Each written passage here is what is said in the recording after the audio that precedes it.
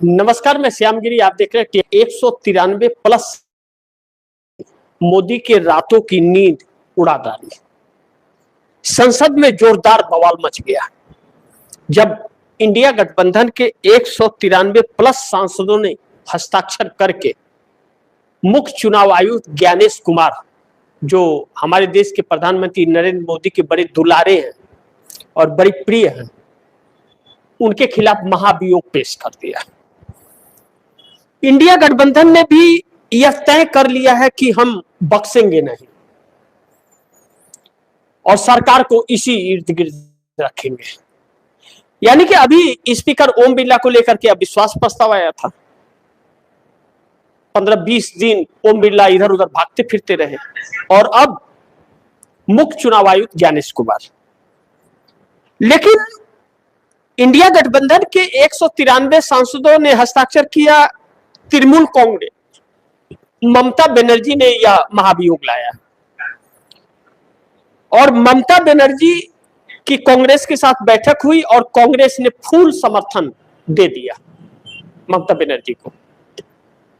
और यह महाभियोग राज्यसभा और लोकसभा दोनों में, यानी कि फिर सरकार को 272 साबित करने पड़ेंगे। बहुमत का आंकड़ा 272 चाहिए। वोटिंग होगा इस पर। अगर नहीं मिला 272 तो इस्तीफा देना पड़ेगा। अब ऐसे में बड़ी महत्वपूर्ण यह है कि इंडिया गठबंधन की तैयारी जो 193 प्लस सांसदों ने मिलकर किया है और मोदी सरकार को संकट में डाल दिया है, इसके लिए भारतीय जनता पार्टी को एनडीए गठबंधन एकजुट होना पड़ेगा। इंडिया गठबंधन ने यह दिखा दिया कि इंडिया गठबंधन एकजुट है और इंडिया गठबंधन की संख्या सांसदों की लगातार बढ़ रही है। इंडिया गठबंधन की संख्या जब सांसदों की बढ़ रही है तो वह कौन है कि संख्या इसकी बढ़ रही है? एनडीए की संख्या तो उतनी ही है, 293 के 293। तो जो ना एनडीए गठबंधन में थे ना इंडिया गठबंधन में थे, वह इंडिया गठबंधन के साथ आकर के खड़े हो गए हैं। यह चीजें भारतीय जनता पार्टी को परेशान कर रही है। असदुद्दीन ओवैसी ने संसद में कहा कि मुझे भारतीय जनता पार्टी की बी टीम कहा जाता है। मैं तो भारतीय जनता पार्टी की बी टीम हूं, लेकिन भाजपा की बंधुआ मजदूर नहीं हूं। यह बात असदुद्दीन ओवैसी को क्यों कहना पड़ा? यह भारतीय जनता पार्टी के लिए बड़ी झटके की बात है, जो न तो इंडिया गठबंधन में है ना एनडीए में है, किसी में नहीं है। लेकिन उनको भारतीय जनता पार्टी की बी टीम कहा जाता है, चर्चा होता है, हम लोग भी कहते हैं कि वह भारतीय जनता पार्टी को फायदा पहुंचाने के लिए जाते हैं। तो उन्होंने साफ तौर पर कहा पार्लियामेंट में स्पीकर ओम बिरला के अविश्वास प्रस्ताव पर कि मैं भारतीय जनता पार्टी की बी टीम हूं। लोग कहते हैं, लेकिन बंधुआ मजदूर नहीं हूं, मैं तो बोलूंगा। वह असदुद्दीन ओवैसी इंडिया गठबंधन के साथ है, चंद्रशेखर आजाद रावत और भी बाकी बहुत सारे लोग हैं, बीआरएस, ऐसे लोग हैं। अब सवाल यह है कि ममता बनर्जी पहले एनडीए गठबंधन की हिस्सा थी, तो नीतीश नायडू का भी उनके साथ में अच्छे संपर्क रहे, लेकिन उसे एक बार हम नजरअंदाज कर देते हैं। इस वक्त सिर्फ इंडिया और एनडीए की बात करना पड़ेगा और ममता बनर्जी एनडीए में नहीं है। लेकिन ममता बनर्जी पर्दे के पीछे से नरेंद्र मोदी सरकार को समर्थन देती रही और इंडिया के अंदर एक दरार लकीर पैदा करती रही, जिसके वजह से आज नरेंद्र मोदी की सत्ता बरकरार है।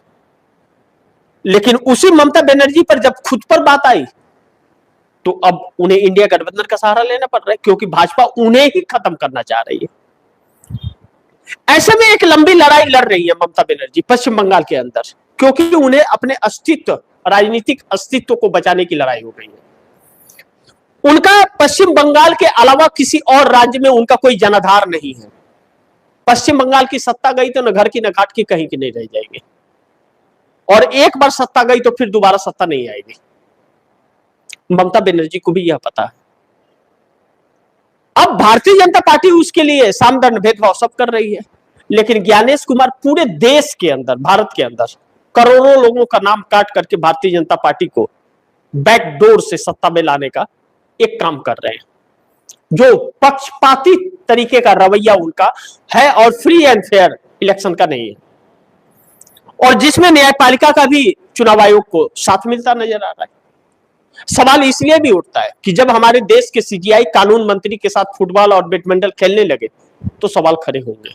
जब हमारे प्रधानमंत्री सीजीआई के घर जाकर के पूजा पाठ करने लगे तो सवाल उठेंगे। इसके पहले तो ऐसा नहीं होता था। यह कौन सा संविधान और कानून आ गया? तो अब ऐसे में चंद्रबाबू नायडू को लेकर के आशंकित भारतीय जनता पार्टी है, क्योंकि चंद्रबाबू नायडू ने एसआईआर का विरोध किया था और अपनी शिकायत दर्ज चुनाव आयोग के अंदर जाकर के कराई थी, लिखित शिकायत, कि हम आपके इस एसआईआर के पक्ष में नहीं। तो अब भारतीय जनता पार्टी मुश्किल में पड़ रही है। सपोर्ट चंद्रबाबू नायडू का चाहिए, और चूंकि नीतीश कुमार के साथ जो हुआ, एकनाथ शिंदे के साथ जो हुआ, जो बीजू जनता दल के नवीन पटनायक के साथ, शिरोमणि अकाली दल,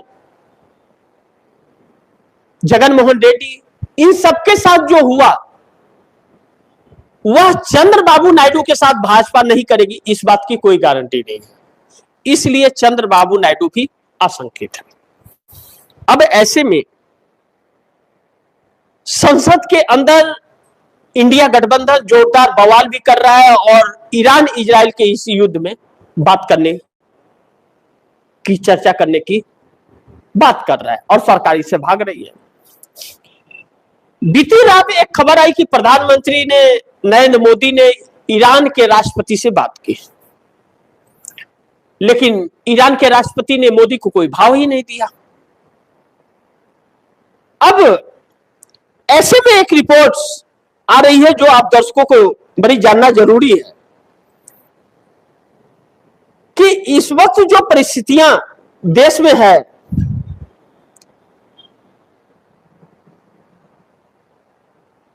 कि प्रधानमंत्री क्या बात किए। प्रधानमंत्री नरेंद्र मोदी कह रहे हैं कि मैंने ईरान के राष्ट्रपति डॉक्टर मसूद पेजेशियन से क्षेत्र की गंभीर स्थिति पर चर्चा की। मैंने तनाव बढ़ने, नागरिकों की जान जाने और नागरिक बुनियादी ढांचे को हुए नुकसान पर गहरी चिंता व्यक्त की। भारतीय नागरिक की सुरक्षा की और माल एवं ऊर्जा की निर्बाध आपूर्ति भारत की सर्वोच्च प्राथमिकता बनी हुई है। मैंने शांति एवं स्थिरता के प्रति भारत के प्रतिबद्धता को दोहराया और संवाद एवं कूटनीति का आह्वान किया। और ईरान ने कहा अपना कूटनीति अपने जेब में रखिए।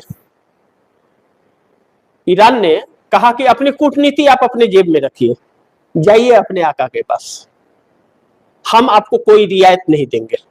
ईरान ने दो टुक जवाब दिया, हम भारत को कोई रियायत नहीं देंगे। बल्कि माजरा और बढ़ गया है।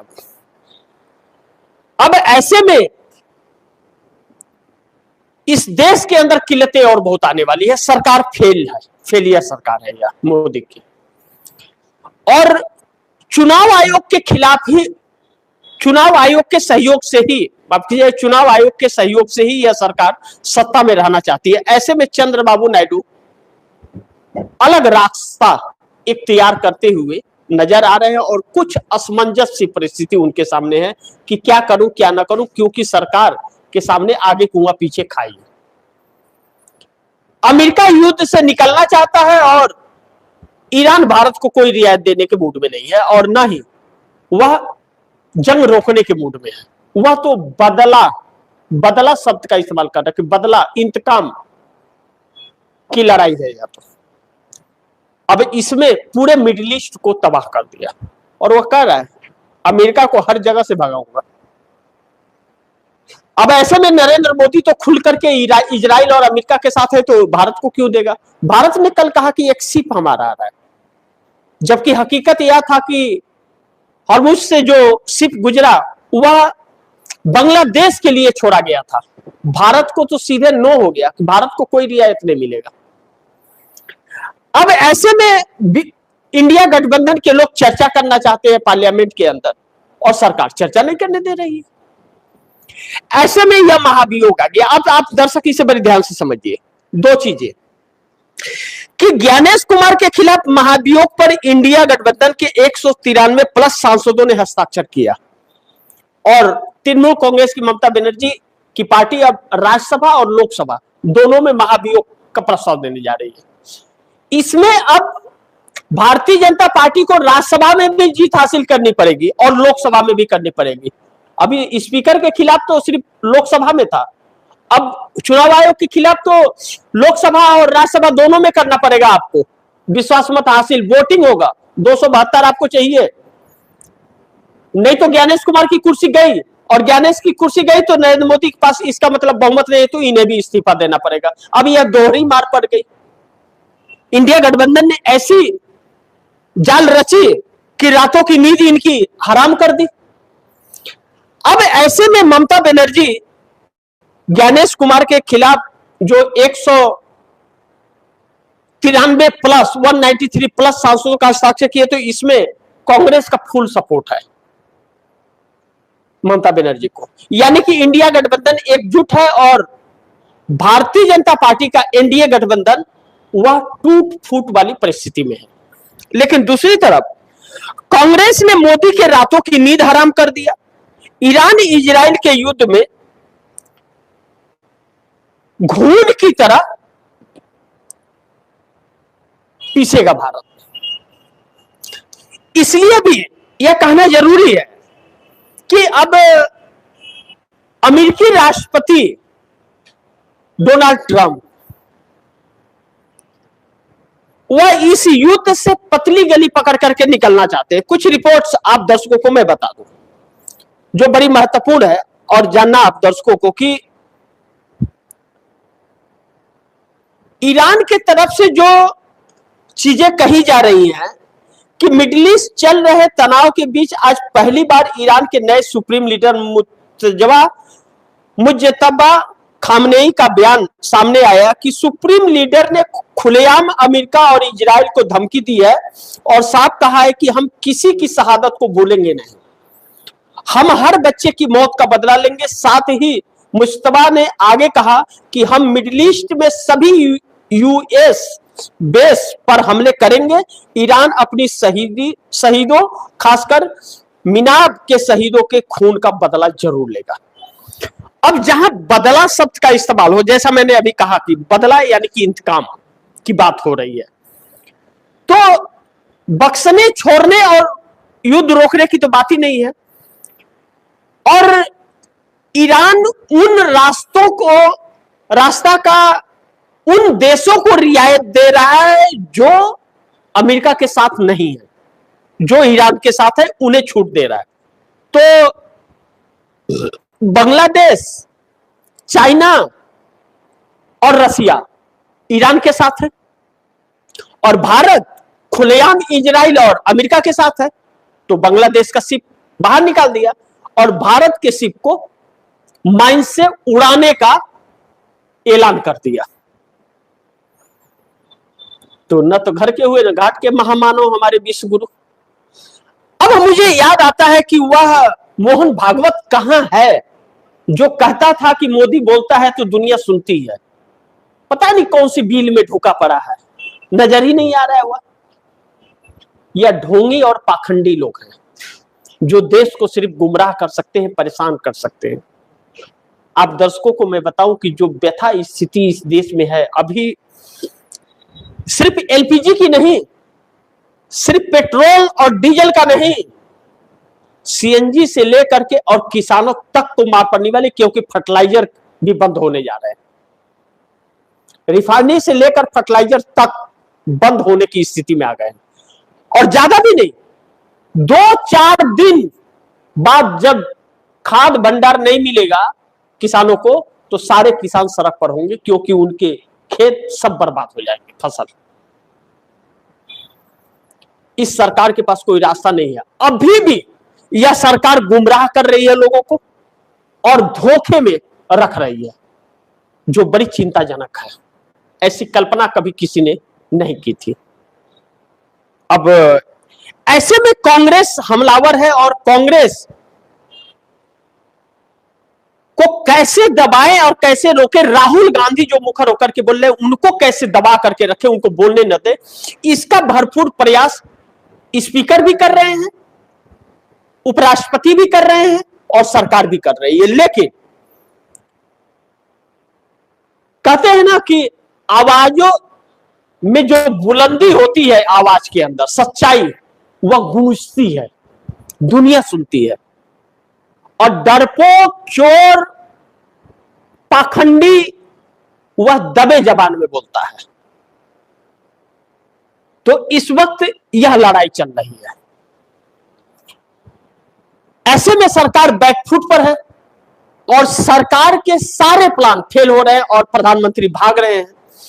इन सभी समस्याओं के बीच हकीकत यह है कि यह डरपोक सरकार बिल में ढुक करके बैठी हुई है, सच्चाई का अभी भी सामना नहीं करना चाहती है। जबकि कल राहुल गांधी ने यह कहा, राहुल गांधी ने जो कहा, बड़ी फतेह की बात कही राहुल गांधी ने, जो मैंने आपको सुबह के कार्यक्रम में आप दर्शकों को मैंने बताया।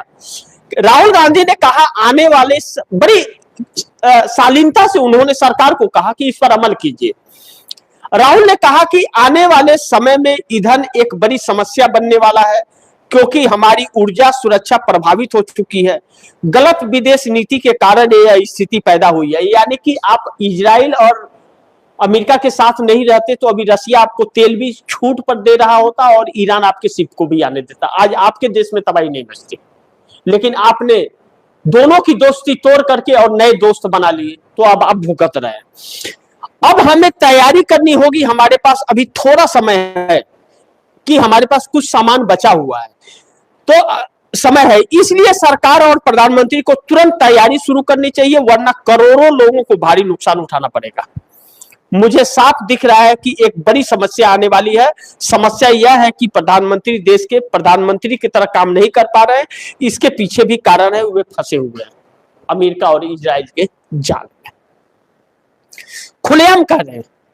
और कोई टिकट पड़ी भी नहीं। सरकार को एक संदेश है कि आप अब सूझबूझ के साथ और संयम के साथ इसका समाधान निकालिए आप, क्योंकि आप फंस गए हैं। अब आपको फंसा दिया गया है, आपको डाउन किया जा रहा है। तो इसके बाद अगर विपक्ष के ऊपर हमले करे कोई, तो फिर उसका तो भगवान ही मालिक है। और बाकी संकट में तो सरकार है, इस बात से इनकार नहीं कर सकते कि मोदी सरकार तो बहुत बड़ी संकट में है, और यह संकट इस सरकार को बहुत भारी पड़ने वाले हैं। इंडिया गठबंधन ने भी 193 सांसदों के साथ तैयारी करके महाभियोग पेश कर दिया, तो अब सरकार के लिए और बड़ी संकट है।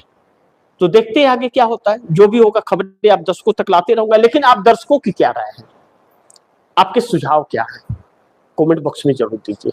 और गुजारिश करूंगा इस खबर को ज्यादा से ज्यादा शेयर कीजिए, अपने दोस्तों को भी कहिए आगे शेयर करें। और आपने अगर टीएफडी इंडिया न्यूज़ 24 को सब्सक्राइब नहीं किया, सब्सक्राइब कर लीजिए, अपने दोस्तों को भी कहिएगा सब्सक्राइब करें। मिलते हैं अगली खबर के साथ, तब तक के लिए नमस्कार।